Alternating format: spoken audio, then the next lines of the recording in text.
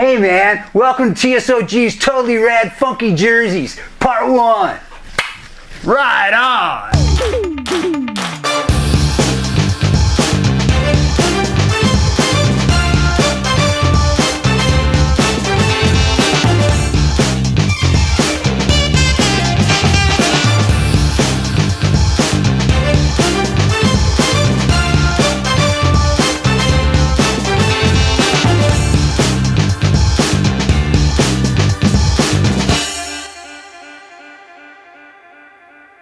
So that's a cool looking jersey, Mark. So when did jerseys start to get funky? Well, about 1972, things really started to change. Up until then, they were made of flannel, basically a wool flannel and a very traditional uniform that every team could be counted on wearing leading up till the early 70s. And that's when things really started to change. You got into the double knits, you got into whole different materials, pullovers instead of button-ups or zip-ups. Right. And there was a bit of an uproar when they switched to this more abstract style. A lot of people did not like it at the time. I clearly remember as a kid thinking, wow, why would they do that?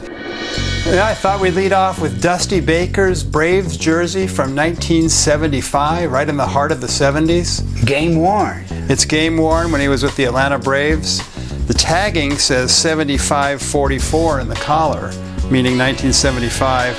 And God, I wish that 44 pertained to Hank Aaron, but that's the shirt size. Yeah, I bet. So this is Dusty Baker, a good player in his own right, probably a Hall of Fame manager before he hangs it up. It's just a beautiful jersey. If you look at it, it's a real departure from what the Braves traditionally wore. You probably remember in the olden days, they had a tomahawk and everything was embroidered and it was just a classic jersey.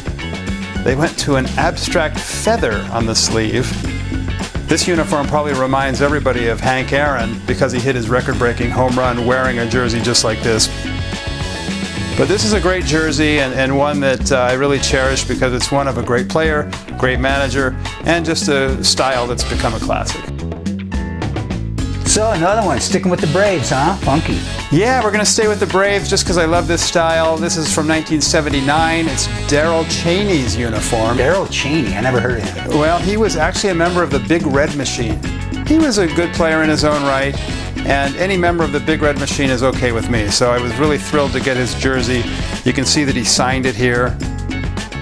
For a brief period, the Braves went from their solid white at home and blue on the road to this pinstripe version for their home uniform. Yeah, so that's clearly not cotton. It's what, polyester or the dreaded double knit?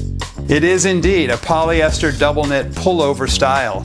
And I think the players liked it. They didn't really like the heavy wool. They thought that these uniforms were sleek and they wore them tighter. They weren't baggy like the flannels, and they liked that sleek look. And at the time, players also had stirrup socks that they would pull up as tight as they possibly could so that the stirrup was just about 1/4 of an inch thick.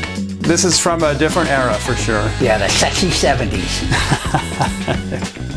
Oh, look at that. Love that. Stay classy, San Diego. This is a classic. There was a big uproar when they came out with these. People thought they were the ugliest uniforms they'd ever seen. Not many teams, if any, were sporting brown and orange and gold. Padres somehow made it work. These are their colors. They've strayed from it in certain years, and they've always come back to the brown. They got that kind of unusual font that says Padres. I just love it. I love the collar that's yellow and orange. And then this is the jersey of Bill Fahey.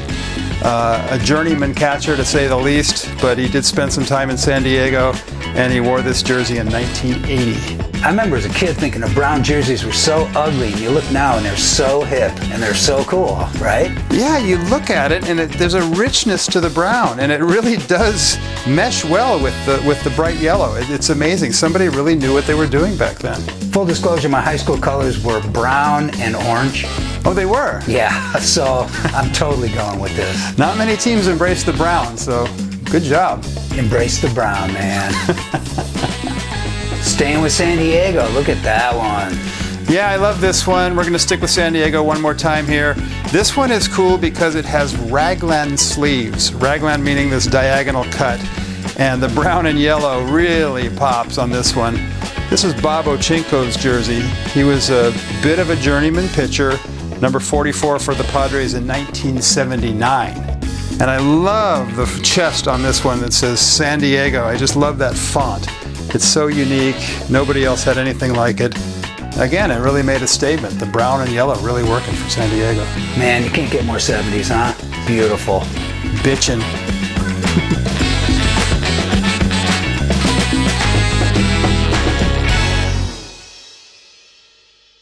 Hey man, how cool is Totally Rad Funky Jerseys Part 1, huh? Got Part 2 coming up. And don't forget to share, like, And subscribe. yeah man, don't be bogue.